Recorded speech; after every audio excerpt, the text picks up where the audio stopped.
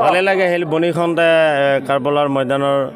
ইমামে হুছেইন ৰাদিয়াল্লাহু তাআলা জিক্ৰে শাহাদতে কাৰবালাৰ জলসা আয়োজন কৰিছিলে ইনশাআল্লাহ মোক দাৱাত জনাইছিলে ইয়াতে মই আহিলোঁ কাৰণ ইনশাআল্লাহ মোৰো ভাল লাগিল আৰু ৰাইজে আমাক যিটো স্বাগত কৰিছে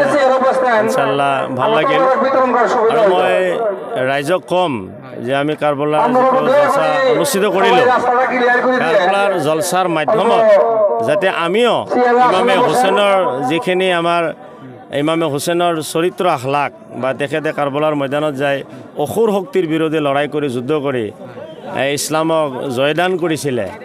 আৰু কুসংস্কৃতি দমন কৰাৰ কাৰণে হযৰত ইমাম হুছেইন ৰাদিয়াল্লাহু তাআলা আনহু তাতে যায় ইজিদি বাহিনীৰ লগত তেখেতে যুদ্ধ কৰি আসল ইছলাম প্ৰতিষ্ঠিত কৰিছিলে ময়ো বিচাৰিম যে আমাৰ সমাজত আসল ইছলাম প্ৰতিষ্ঠিত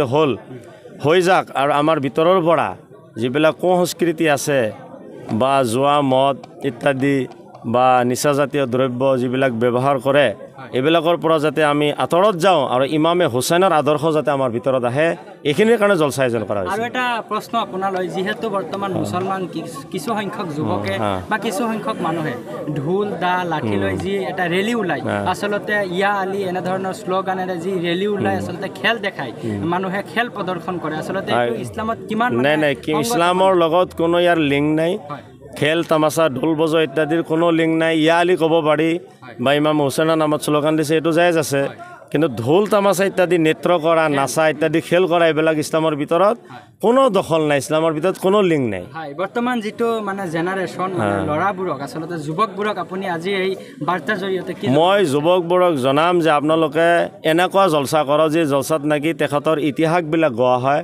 তেখেতৰ ইতিহাসৰ মাধ্যমত আমাৰ ভিতৰত ভাল চৰিত্ৰ ভাল আখলাক আহিব আমি যদি ঢোল বজাওঁ তামাচা কৰোঁ তেতিয়াহ'লেতো আমি সেই আগৰ পুৰণা জামানাত থাকি গ'লোঁ বৰ্তমান আমি জলসাৰ মাধ্যমত